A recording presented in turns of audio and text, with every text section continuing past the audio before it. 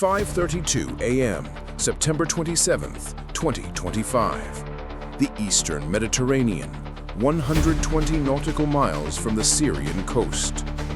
The world was still draped in the inky blackness of pre-dawn.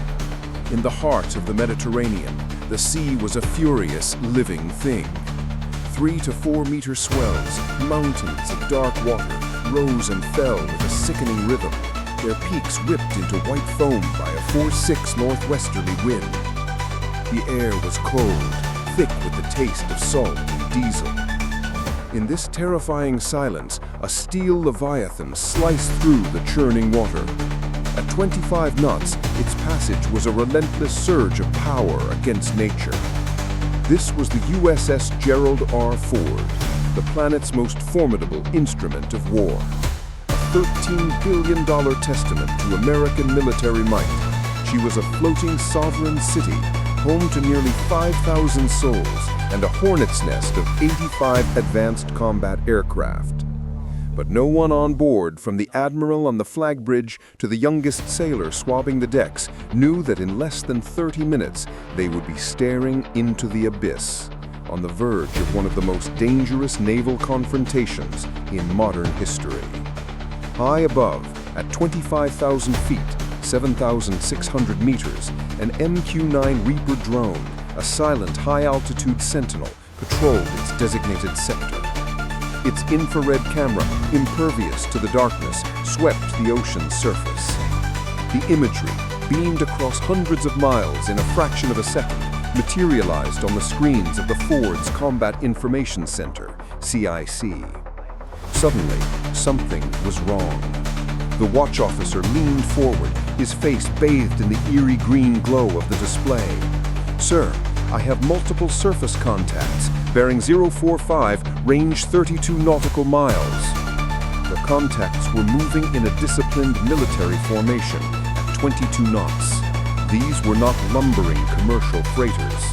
The computer cross-referenced their signatures against the naval database. The result sent a jolt of ice through the CIC. Leading the charge was the Russian Slava-class guided missile cruiser Marshal Ustinov. Trailing in its wake were 2 Udaloy-class destroyers, their sleek profiles built for anti-submarine warfare.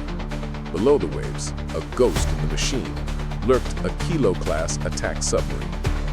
Bringing up the rear was the Boris Chilikin replenishment ship. They weren't on a random patrol. The vector was a spear, pointed directly at the heart of the American carrier strike group. 06:06 a.m. The klaxon's jarring shriek tore through the ship's metallic heart. Red alert lights flashed in every corridor, casting long, dancing shadows. General quarters, all hands man your battle stations." The announcement was calm, but the urgency was unmistakable. The controlled chaos of a warship preparing for battle erupted. Hundreds of sailors sprinted to their posts. On the flight deck, aviation ordnancemen rushed to arm the FA-18 Super Hornets. The roar of jet engines spooled up, a thunderous crescendo that vibrated through the very soul of the ship. Acrid white smoke billowed across the deck. In the CIC, the tension was a physical presence. Radar officers watched the Russian contacts creep closer on their screens. The distance shrunk with terrifying speed.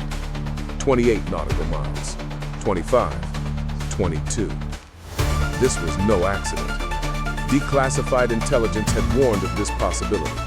The Russian fleet had soared from the naval base at Tartus, Syria, with a secret, provocative mission to directly challenge America's naval supremacy in this critical waterway.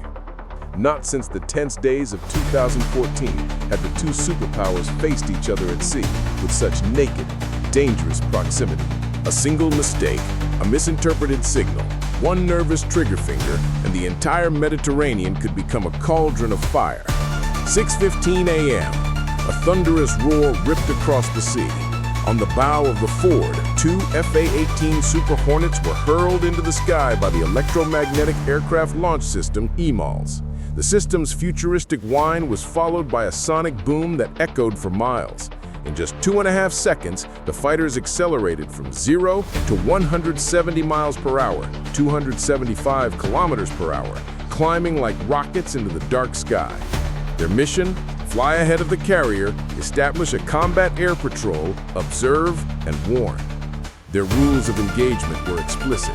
Do not fire unless fired upon. International law was a thin, fragile shield against the raw animosity of the moment. But everyone knew that with the first missile launch, that shield would shatter into a million pieces. Aboard the Marshal Ustinov, the mood was just as tense, but colder, more calculated. Their S-300F Fort Air Defense System had already painted the USS Gerald R. Ford with its targeting radar, achieving a weapons-grade lock. Below deck, the P-500 Basalt anti-ship cruise missiles, each a 2,200-pound, 1,000-kilogram ship killer, sat ready in their vertical launch tubes. These were supersonic monsters, flying at 2.5 times the speed of sound. If launched, the Ford would have less than 3 minutes to defend itself. But the American supercarrier was not a helpless giant. Its own defensive shields were energized. The RIM 162 evolved Sea Sparrow missiles and the Phalanx CIWS Gatling guns were online, their automated systems poised to unleash a wall of steel and fire against any incoming threat. This was the ultimate showdown, an unstoppable force against an immovable object. Russian offensive power versus American defensive technology. Neither side dared to blink. The distance closed. 18 nautical miles. 15. 12. In the unspoken language of naval warfare, this was a knife fight in a phone booth. 06:27 a.m. The situation escalated dramatically. 2 new fast-moving contacts appeared on the Ford's radar screens approaching from the east. They were high-altitude, high-speed bogies. 2 Russian Su-30 SM flanker fighters, scrambled from Kaimim Air Base in Syria, were screaming towards the naval standoff at over 900 kilometers per hour. They were armed to the teeth with R-77 air-to-air and KH-31 anti-ship missiles. These were lethal aerial predators designed specifically to hunt and kill Western aircraft. The 2 American FA-18s immediately broke from their patrol pattern, banking hard to intercept the new threat. The distance between the 4 fighters evaporated. In their cockpits, a persistent, deadly tone began to chirp in the pilots' headsets, the sound of an enemy radar lock. Their own systems screamed a similar warning back at the Russian pilots. 4 thumbs rested on 4 firing pickles. Cold sweat traced paths down their spines. 06:32 a.m. A crackle of static broke the radio silence. An urgent transmission was broadcast from the USS Gerald R. Ford on the International Maritime Distress Frequency. The message was delivered in clipped professional English, then repeated in Russian. Russian Federation warships, this is United States Navy warship. You are on a collision course with our naval formation. We are conducting flight operations. You are ordered to immediately alter your course to starboard to maintain a safe distance. I repeat, alter course immediately. The silence that followed was deafening. 30 seconds stretched into an eternity. 40. 50. Then, a voice dripping with Slavic accent and cold defiance came back. United States warship. This is Russian Federation warship. We are operating in international waters in accordance with international law. We will maintain our present course and speed. You are advised to not interfere with our right to freedom of navigation.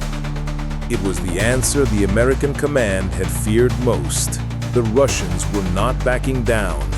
This was a deliberate test of nerve, a high-stakes game of chicken on the high seas.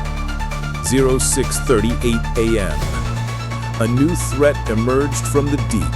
The Kilo-class submarine, a black hole in the ocean's acoustic fabric, surfaced to periscope depth, approximately 45 meters below the waves. This was a terrifyingly aggressive move. At this depth, the outer doors of its torpedo tubes and cruise missile launchers could be opened. Its payload of caliber cruise missiles, weapons capable of hitting a target 2,500 kilometers away with pinpoint accuracy, were now a live, immediate threat. But the Ford was not alone. 8 nautical miles behind the carrier, its primary guardian, the Arleigh Burke-class destroyer USS Arleigh Burke was on the hunt. Its Aegis combat system, the most advanced naval warfare system in the world, was tracking everything. Its powerful SQR-19 tactical towed array sonar had already detected the faint acoustic signature of the Russian sub. Immediately, an MH-60R Seahawk helicopter lifted off the destroyer's deck, its rotors beating the air into submission. It flew low and fast, dropping sonar buoys into the ocean to pinpoint the submarine's exact location. The sharp, reverberating ping of active sonar shot through the water, a death knell for a submarine that relies on stealth. The Russian commander now knew he had been found. The battlefield was now fully defined. In the air, 4 fighters circled each other in a deadly dance. On the surface, 2 fleets sailed on a collision course. And beneath the waves, a hunter-killer helicopter stalked a nuclear-capable submarine. The world was one button press away from World War III. 06:45 a.m. Just as the tension reached its absolute peak, the Russian fleet suddenly reduced speed to 12 knots. The gap between the 2 forces stabilized at a still harrowing 12 nautical miles. It was a signal, a calculated move to show they would not escalate further, but would not retreat either. They had made their point. The move bought precious time. On the forward, the strike group commander was in constant, encrypted communication with the Pentagon. In Washington, D.C., where it was still the middle of the night, generals, admirals, and the president himself were being briefed on the crisis. 07:03 a.m. The decision came down from the highest levels of command. The United States would not yield. The USS Gerald R. Ford would hold its ground. But they would also raise the stakes. From the naval base at Souda Bay, Crete, the destroyer USS Donald Cook was ordered to sortie immediately, pushing its engines to a flank speed of 30 knots. From Incirlik Air Base in Turkey, 4 F-15E Strike Eagles took to the skies, their mission to provide air superiority over the American fleet. America was doubling down. As the sun finally broke over the eastern horizon, bathing the scene in a blood-red light, a fragile, high-stakes stalemate took hold. 07:22 a.m. The first clear sign of de-escalation came from below. The Russian Kilo-class submarine, now hopelessly exposed, dove deep, descending to 200 meters and altering course away from the American carrier. The most immediate, stealthy threat was removed. Shortly after, the 2 Su-30SMs, low on fuel after their standoff, banked and returned to their base in Syria. Their mission, a powerful display of Russian air power in the region, was complete. 08:12 a.m. An unexpected element of chaos was introduced. A colossal, 340-meter Panamanian-flagged container ship, oblivious to the military drama, was sailing directly into the no-man's land between the 2 fleets. The civilian vessel would be the first casualty if hostilities broke out. Instantly, both the American and Russian warships broadcast frantic warnings on all maritime channels, ordering the ship to change course. The container ship's crew, suddenly realizing they had sailed onto the world's most dangerous chessboard, made a hard turn to the west, steaming away at maximum speed. For a brief moment, the shared goal of protecting civilian life had united the 2 adversaries. 09:30 a.m. The tension finally began to break. The Russian fleet slowly altered its course, no longer heading toward the ford, but turning to a parallel path, maintaining the 12 nautical mile distance. Behind the scenes, frantic diplomatic negotiations through the Moscow-Washington hotline had borne fruit. This was the end of the immediate confrontation. The Russians would shadow the American carrier, a constant, visible reminder of their presence, but the imminent danger of collision and combat had passed. What few knew was that for nearly 4 hours, a hidden war had been raging. Both fleets had engaged in intense electronic warfare, attempting to jam each other's radar, communications, and targeting systems. High above, spy satellites from both nations had been repositioned, watching every move in real time. 10:45 a.m. The Russian fleet began its final turn, heading back northeast towards Syrian waters. The USS Gerald R. Ford continued its mission westward. The confrontation was over. Not a single shot had been fired. But for everyone involved, the world felt different. The 4 hours of knife-edge tension were a stark reminder that in the 21st century, the specter of great power conflict is not a relic of history. It is a living, breathing danger that lurks just over the horizon, in the dark waters of the Mediterranean, where a single miscalculation can still set the world on fire. The sea was quiet again, but it was a different kind of quiet, the quiet of a held breath.